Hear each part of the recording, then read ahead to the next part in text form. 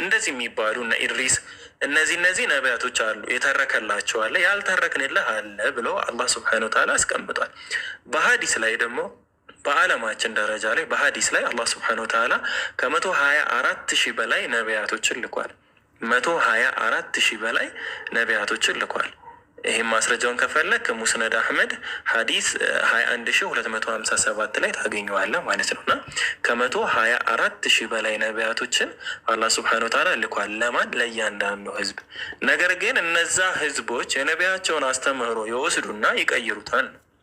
ያን አስተምህሮ ይወስዱና በጊዜ ሂደት መሰረት ይበረዛል፣ ይቀየጣል፣ ይለወጣል። ምክንያቱም የሚቆይበትም ምንም አይነት አግባብም ምንም አይነት ምክንያትም ስላልነበር።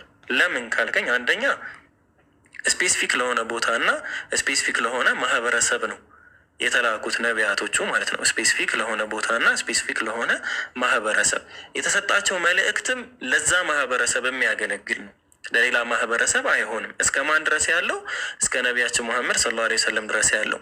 ለምንድን ነው ለዛ ማህበረሰብ ብቻ የሚያገለግል ካልከኝ የሚተላለፉበት ምንም አይነት መንገድ ስለሌለ ነው። ከምን ውጭ? ከኦራል ውጭ፣ ከቃል በቃል መተላለፍ ውጭ ሌላ መንገዶች የለም። በጽሁፍ ለማስተላለፍ በቂ የሆኑ ማቴሪያሎች ራሱ አልነበሩም።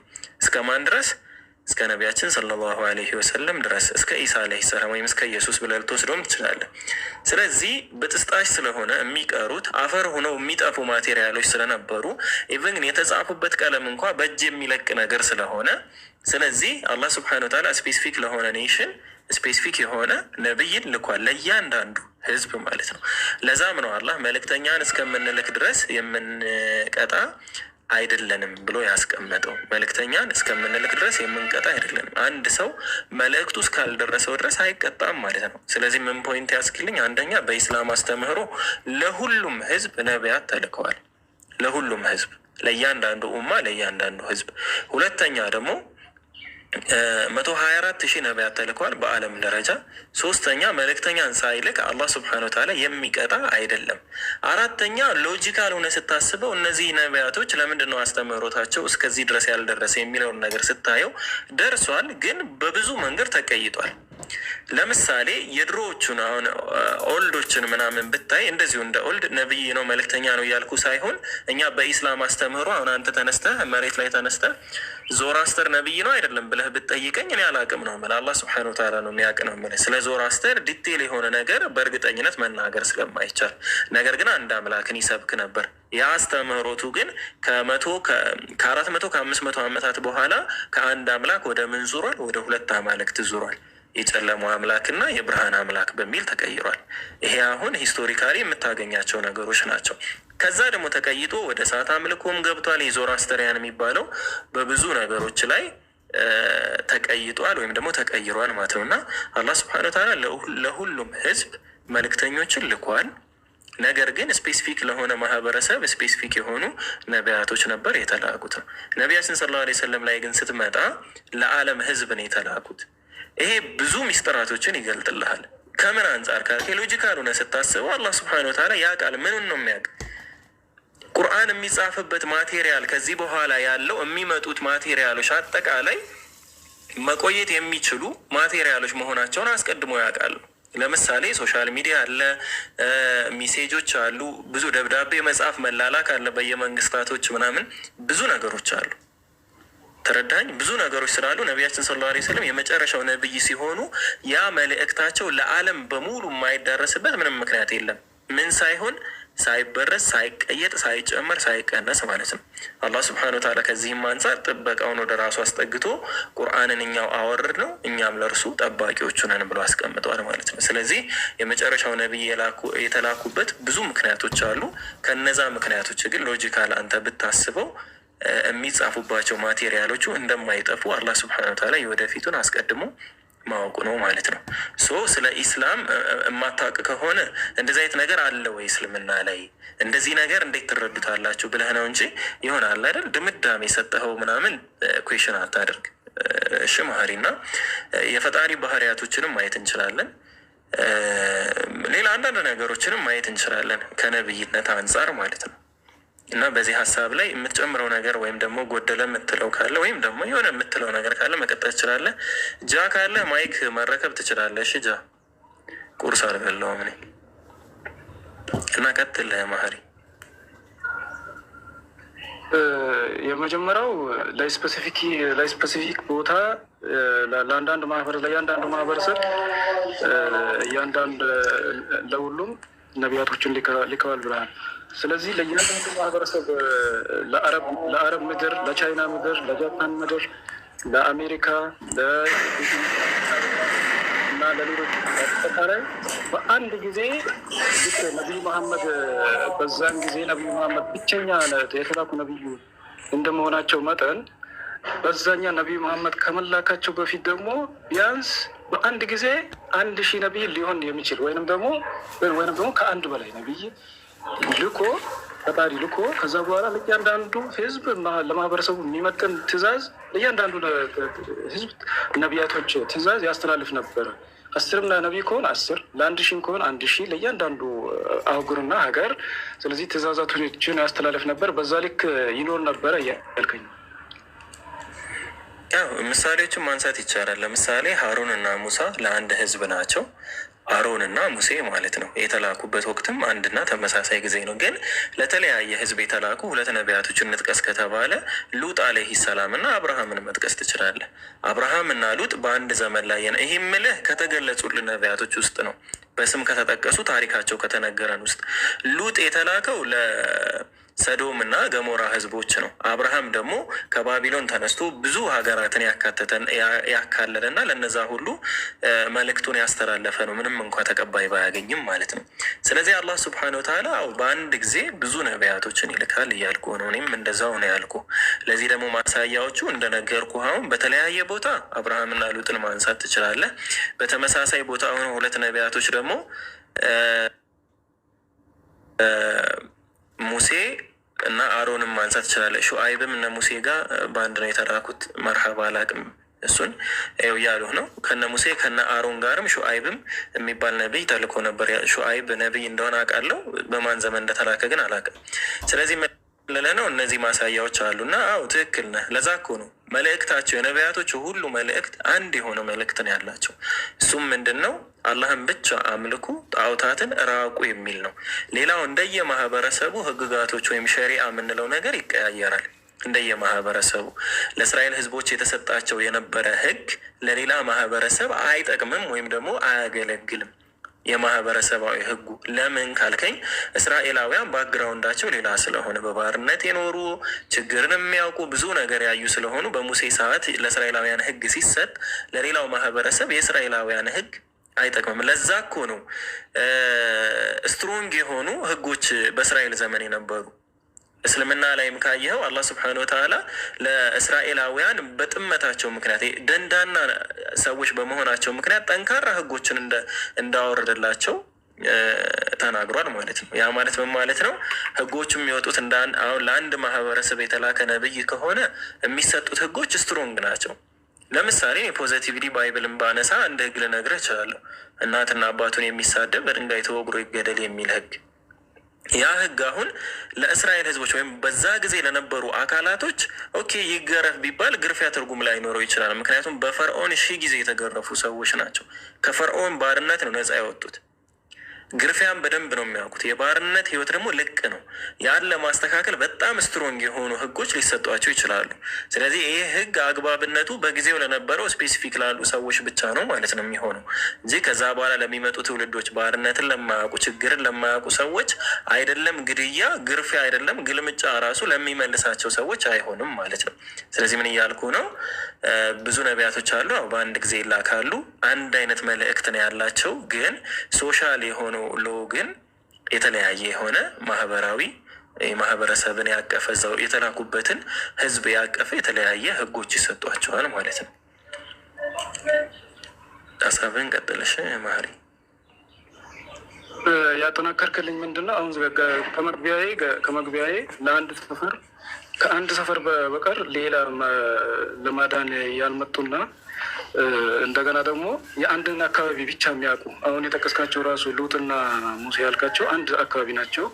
አሁንም የደረስኩልህ ስለ አሜሪካና ስለ ሌሎች ሀገሮች ነው። ነቢያቶች እነዛ ነገሮች ለምን አላወቋቸውም?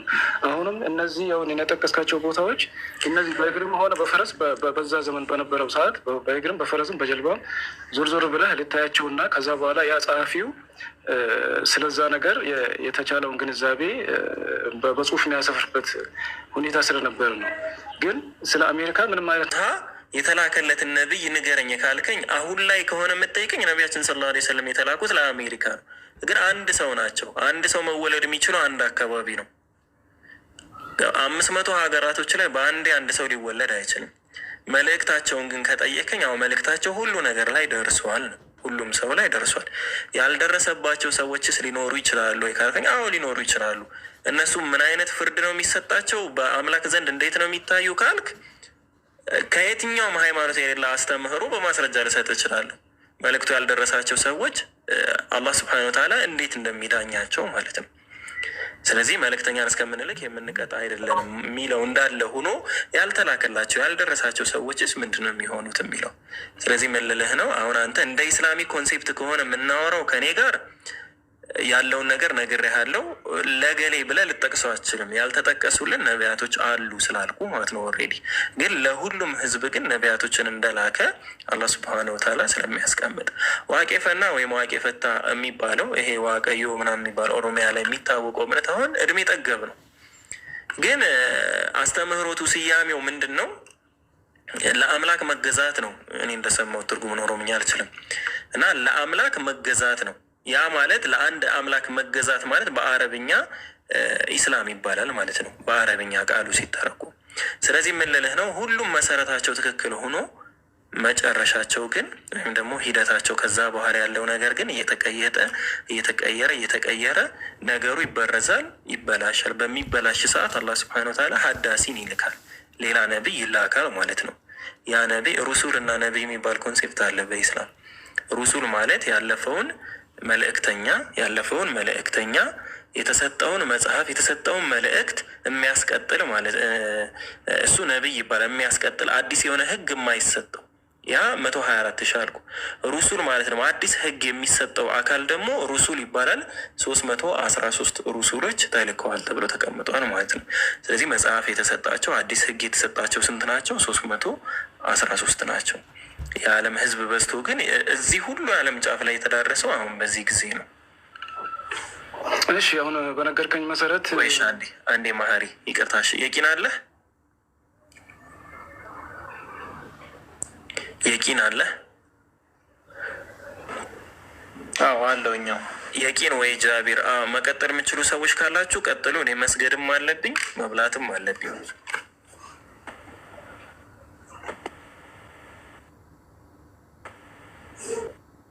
አብረን ቀጥልና አንተ ቁርሳን በላው ያመጣቱ በፊት ነበር እንደዛ ያልከውና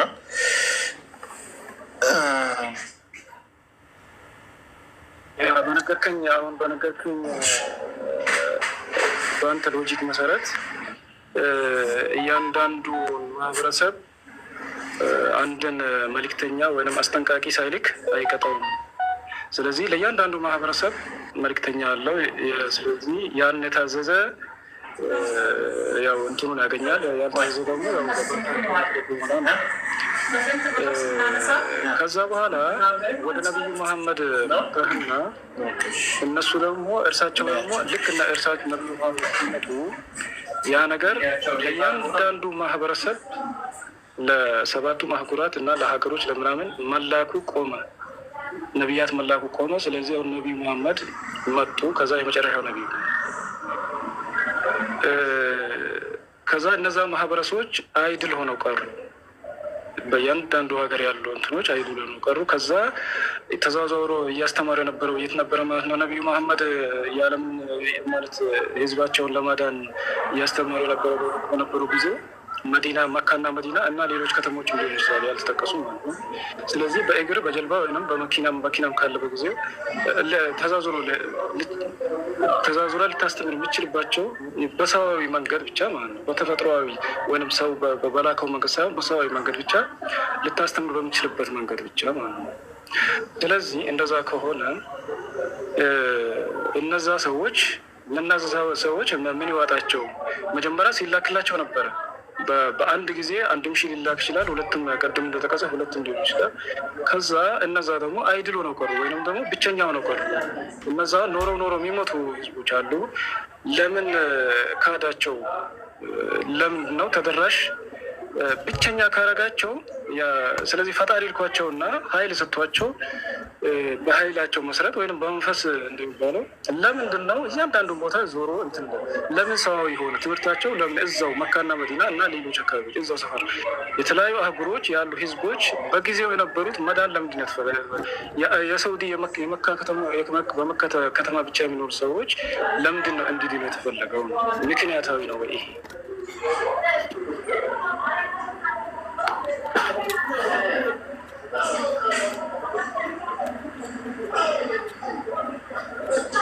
የቂና አለ። ኧረ የሆነ ሰው እንትን ይበል። እኔ ካልወጣው ምንም። አሁን የአሁኑን በተመለከተ መሀሪ ትንሽ ላውራውና ከዛ በኋላ እንትን እላለሁ። በመጀመሪያ ደረጃ መልእክቱ የሁሉም ነቢያት መልእክት አንድ ነው ብያለሁ እና ያ አንድ መልእክት ደግሞ ቅሪቱ ሁሌም አለ። ኢቨን ነቢያችን ሰለላሁ ዐለይሂ ወሰለም በተላኩበት ጊዜ እንኳን ያ የአንድ አምላክ ቅሪት ሐኒፍ በሚባል ስም ደረጃ ነበረ። ሐኒፍ ማለት የአብርሃማውያን መንገድ ማለት ነው እና የአብርሃም መንገድ የተባለው ሐኒፍ የተባለው ነቢያችን ሰለላሁ ዐለይሂ ወሰለም የነበሩበት ወደ እሳቸው ራእይ ከመምጣቱ በፊት የነበሩበት መንገድ ሐኒፍ ይባላል። ያ ማለት ነው አላህን ማምለክና አንዱን አምላክ መገዛት ነው። አንድ ያ ነው። ሁለተኛ እዚህ ምድር ላይ ማንኛውም ሰው የተፈጠረው ለፈተና ነው። አላህ ስብሐነ ወተዓላ በየትኛውም አይነት መንገዶች ሰዎችን ይፈትናል ነው። እሺ እነዚህን ፖይንቶች ካየን እና በሁለት ነቢይ መካከል ያሉ ህዝቦች ምን ተብለው ይጠራሉ ካልክ፣ በሁለት ነቢይ መካከል ያሉ ህዝቦች አህለል ፈትራ ተብለው በኢስላም ይጠራሉ። አህለል ፈትራ ማለት መልእክት ያልደረሳቸው ሰዎች ማለት ነው። እነሱ ስፔሲፊክ የሆነ ኬዝ ስለሆነ ያላቸው የሚዳኙትን በትንሳኤው ቀን ስፔሲፊክ በሆነ መንገድ ነው እንጂ እነሱ አልዳኑም፣ እነዛኞቹ ድነዋል ማለት አይደለም። እነሱ መልእክት አልደረሳቸውም፣ እነዛኞቹ መልእክት ደርሷቸዋል ማለት ነው። ሁለቱ የተለያየ ነገር ነው። መልእክት የሚያደርስህ ነብይ ነው ማለት አይደለም። ነብይ ብቻ አይደለም መልእክት የሚያደርስ። እኔ እኮ እየነገርኩህ ነው። አሁን እኔ እኮ ለአንተ መልእክት እያደረስኩህ ነው አሁን ላይ ማለት ነው። ስለ ኢስላም እኮ እያስተማርኩህ ነው። ስለዚህ እንደዚህ አይነት ኮንሴፕቶችን ካየ እስከ ነቢያችን ሰለላሁ ዐለይሂ ወሰለም መምጣት ድረስ ትክክለኛውን የኢሳ ዐለይሂ ሰላም አስተምህሮ የያዙ ሰዎች ነበሩ። እነዛም ብዙ ነበሩ። ከነዛ ውስጥ አንዱን ብንጠራ ወረቃ ኢብኑ ነውፈል የሚባል ነበረ። የኢየሱስ ክርስቶስ ተከታይ ነው። ነቢያችን ከመምጣታቸው ነቢይ ሆኖ ከመላካቸው በፊት የነበረ ነው። በተላኩ ሰዓትም ያናገሩትና ወዲያው የሞተ ሰው ነው። ወዲያው የመጀመሪያ ራእይ እንደወረደላቸው እንትን ካሉ በኋላ የሞተ ሰው ነው። ያ ሰው ግን በትክክለኛውና ቀጥ ባለ መንገድ ላይ የነበረ ሰው ነው። አንድ ያ ነው። ሁለተኛ የሰልማን አልፋሪስን ታሪክ ካየ ፐርሺያዊው ሰልማን የሚባለው ፐርሺያ ላይ በደንብ በትክክል አሃዳዊነትን ልክ ከአሃዳዊ ውጭ የሆነ አመለካከትን የሚያስተምሩ ሰዎች እንደነበሩት ሁሉ አሃዳዊነትን የሚሰብኩ ቀሳውስቶች ነበሩ። የአላህ ስብሐነ ወተዓላን አንድነት የሚያስተምሩ ማለት ነው። ስለዚህ ነቢይ አልተላከም። በነቢያችን ሰለላሁ ዐለይሂ ወሰለም እና በኢሳ ዐለይሂ ሰላም መካከል የ500 ዓመት ጋፕ አለ። ስለዚህ መልእክት ያልደረሳቸው ሰዎች አሉ ማለት ነቢይ ያልተላከላቸው ሰዎች አሉ ማለት መልእክቱ አልደረሳቸውም ማለት አይደለም። አንድ ያይ ምክንያቱም መልእክተኛን እስከምንልክ ድረስ የምንቀጣ አይደለንም ነው የሚል። ስለዚህ መልእክት ያደርሰሃል። መልእክቱን ካልተቀበልክ ሪጀክት ካደረግከው ነው የምትቀጣው። ካፊር ማለትም ትርጉሙ ከሃዲ ማለት ነው። ለመካድ የምትክድበት ነገር ማወቅ መቻል አለብን። አላህ ስብሐነ ወተዓላ ሰዎች ሳያውቁ በሚሰሯቸው ስራዎች አይጠይቃቸውም። አውቀህ ገብቶ ስትክድ ያኔ ነው ተጠያቂ የምትሆኑ። ለዛ ነው በሱራ 41 ቁጥር 53 ላይ ምን ይላል አላህ? እርሱ ቁርአን እውነት መሆኑ ለእነርሱ እስኪገለጽላቸው ድረስ በአጽናፎችና በነፍሶቻቸው መካከል ያሉትን ተአምራቶቻችንን እናሳያቸዋለን ይላል። ስለዚህ አንተ ቁርአን እውነት መሆኑን እስክታውቅ ድረስ እስኪገለጽልህ ድረስ አላህ ስብሐነ ወተዓላ ተአምራቶችን ያሳያል፣ ይገልጽልሃል ማለት ነው። ካልገለጸልህ ተጠያቂ አትሆንም አንተ።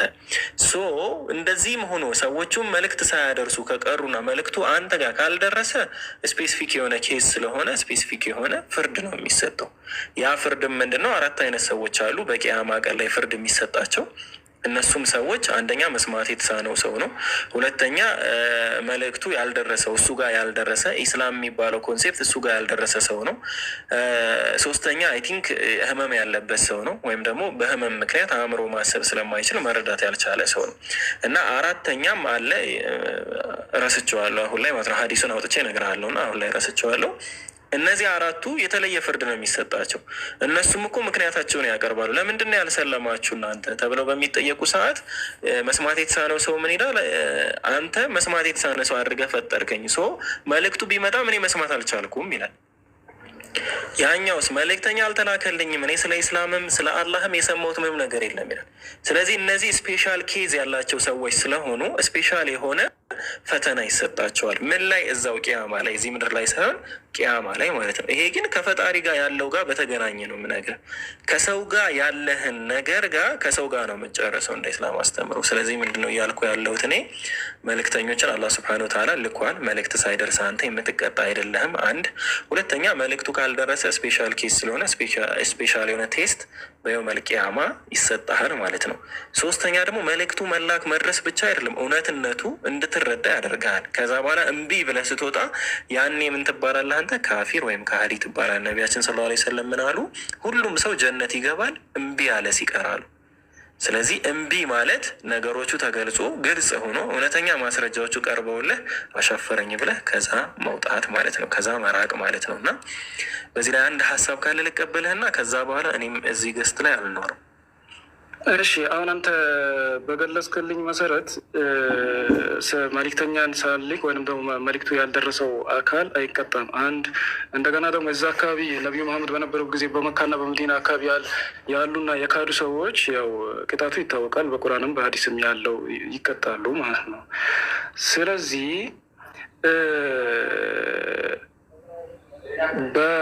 በደረሳቸውና ባልደረሳቸው ሰዎች መካከል ደርሷቸው በተከተሉና ሳይደርሳቸው ባልተከተሉ መካከል እኩልነት ማለት እኩል በቀጣይ ህይወት በአኬራ በእኩል ደረጃ ተመዝነው ከዛ እንትን ይገባሉ ማለት ነው። አይቀጡም። ስለዚህ ወደ ገነት ወደ እንትኑ ስጦታው ገነት ስለሆነ ወደ ገነት ይገባሉ ማለት። ስለዚህ እኩል ታዩ። ስለዚህ የነቢዩ መሐመድ መምጣት እኩል ሆነ ማለት ነው።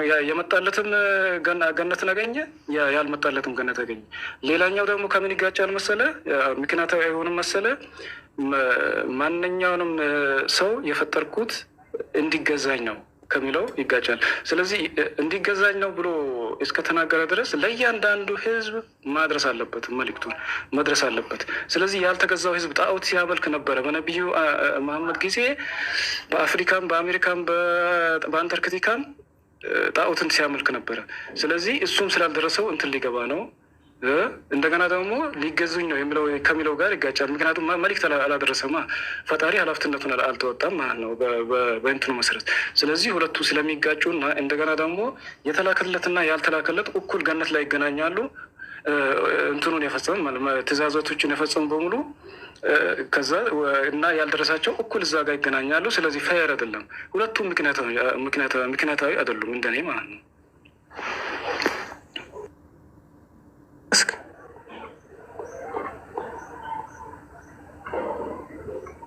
ኦኬ እሺ፣ ከጨረስክ ልቀጥል።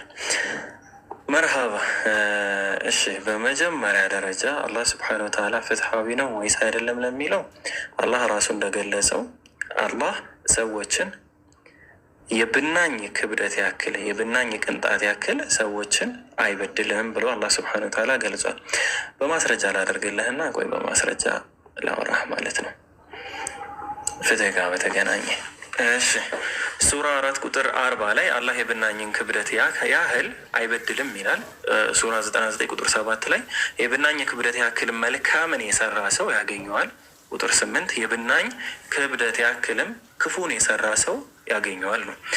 አሁን አላህ ስብሐነሁ ወተዓላ ዘላለም የሚባል ቅጣት የሚሰጠው ምን አይነት ሰው ነው? በሱ ለካደ በሱ ላላመነ ሰው አይደለም እያልኩ ያለሁት። ከመጀመሪያውም አንተ የተሳሳተ አመለካከት ያለህ ምንድን ነው? እኔ በሱ ላላመነ ሰው የሚል ነገር ሳይሆን ለማመን ላለማመን መጀመሪያ ማወቅ አለበት። ካወቀ ደግሞ አላመንም ሳይሆን ካደ ነው የሚባለው። ስለዚህ መጀመሪያ መልእክቱ ደርሶት በሱ የካደን ሰው ነው አላህ ስብሐነሁ ወተዓላ የሚቀጣው። ከዛ ውጭስ የፈለገውን አምላኪውን ጣዖትም ያምልክ ድንጋይም ያምልክ አምላክ 3 ነውም ብሎ ይቀበለው 1000 ያድርገው የፈለገውን ይሁን መልእክት እስካልደረሰው ድረስ ምን አይሆንም አይቀጣም ማለት ነው።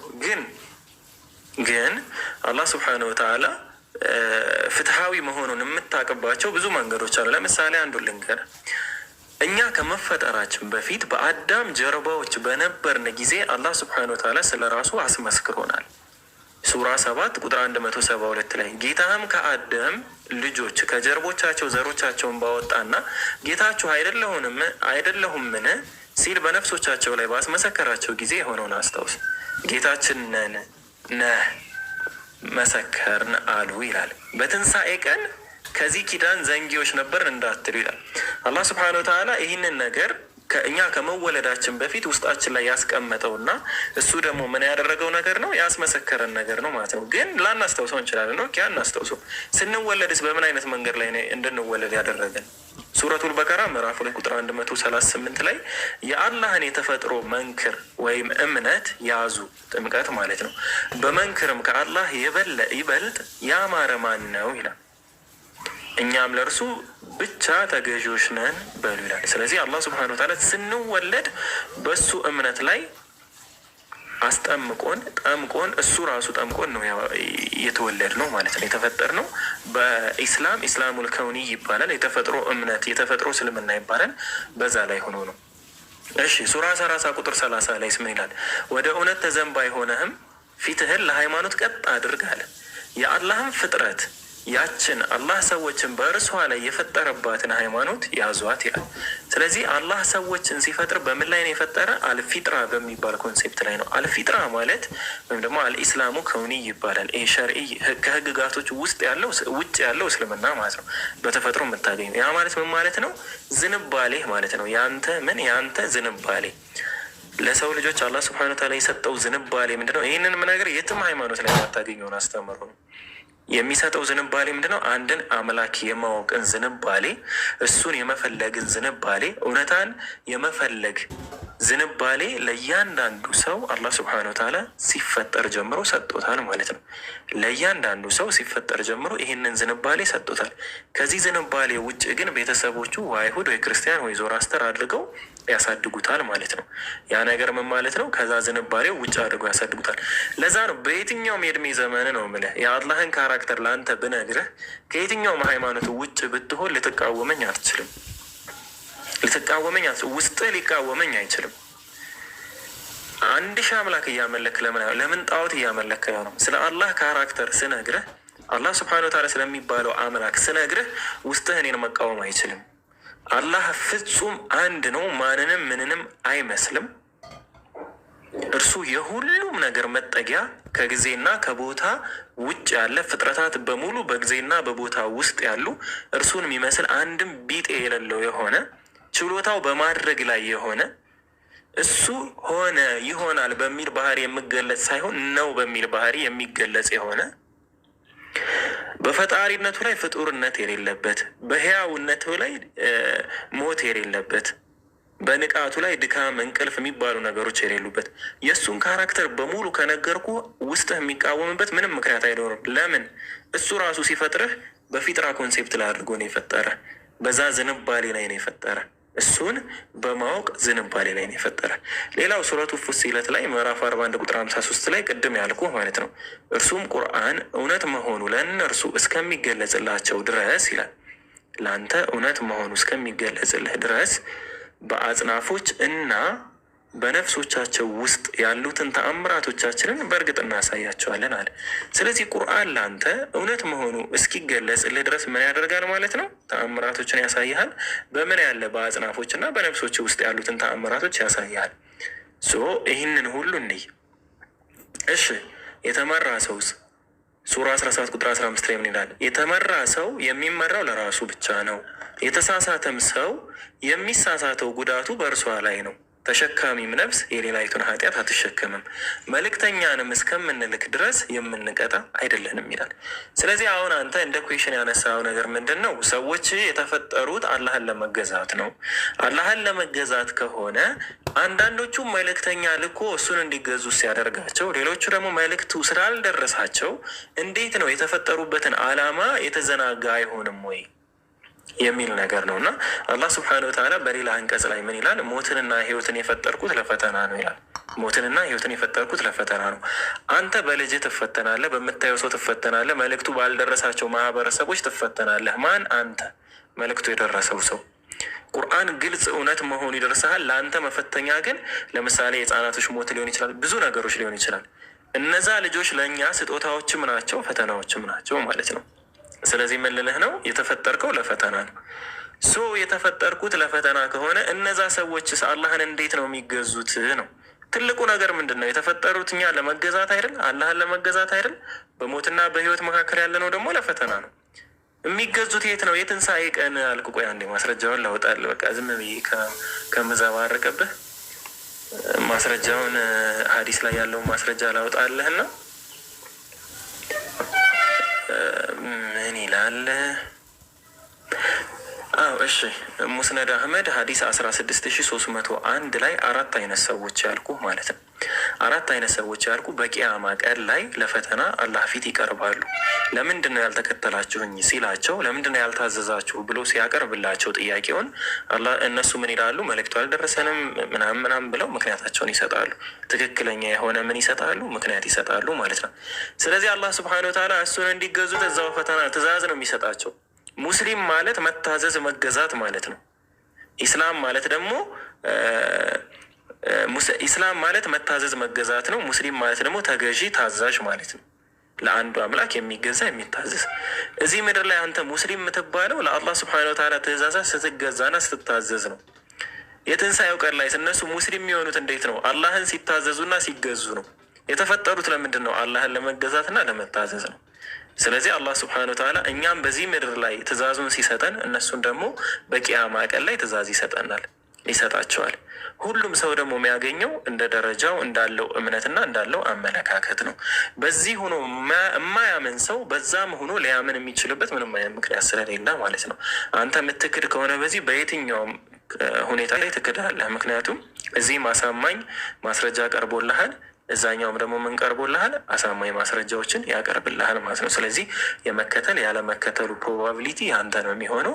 ሙስሊም እንዳልኩ ምን ማለት ነው? መታዘዝ ማለት ነው። የታዘዘ ጀነት ሲገባ፣ ያልታዘዘ ደግሞ ጀሀነም ይሆናል። ግን ኢስላም ላይ ያለ ሌላ ሃይማኖት ላይ የሌለ ሌላኛውን አስተምሮ ከፈለክ ደግሞ ስነግርህ ጀነት ደረጃዎች አሉት፣ ጀሀነምም ደግሞ ደረጃዎች አሉት። ጀነት ላይ አንድ ሰው ጀነት ገባ ሲባል ይሄ ዝም ብሎ ሁሉም አንድ አይነት ህይወት ይኖራል አይደለም።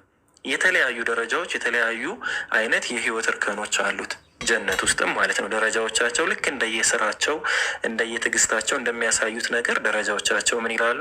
ይለያያሉ ማለት ነው። ስለዚህ አላህ ስብሐነሁ ወተዓላ እንደ ስራ አንተን ይመዝናል ነው። ጀሀነምም ልክ እንደዛው ነው። የሰረቀና የገደለ እኩል አይደለም እሳት ውስጥ የሚቃጠለው። ጀሀነም ተቀጥተውም ወደ ጀነት የሚገቡ ሰዎች አሉ። ከዛስ ምን ብያለሁ ቅድም ላይ? ይሄ እስካሁን የነገርኩ ነገር ምን ጋር በተገናኘ ነው? አምላክ ጋር በተገናኘ ነው። የሰው ሀቅ የሰው ነው። አንተ እዚህ ሀገር ላይ 100 ሺህ ብር ብትሰርቅ፣ አንተ የሰረከውን 100 ሺህ ብር እስር ቤት ገብተህ እንድትቀጣ ብትደረግ፣ የሰረክበት ሰውዬ ግን ፍትህ አያገኝም። አንተ ለመስረቅ ቅጣት አግኝተሃል። ሰውየው ግን ኦልሬዲ 100 ሺህ ብሩ የተወሰደበት ሰው ነው። ኢቨን 100 ሺህ ብሩን ብትመልስለት እንኳን የነበረው ስሜት እንኳን ስለጎዳኸው ስሜቱን እንኳን ስለጎዳኸው ተመሳሳይና ተመጣጣኝ ነገር አይደለም ልሰጠው የምችለው። ስለታሰርክም አልታሰርክም ሰውየው ፍታኝም ማለት ነው። ሳኤ ቀንም እንደዚህ አይነት በትክክለኛ ፍርድ የፍርድ ሂደቱ ይከናወናል።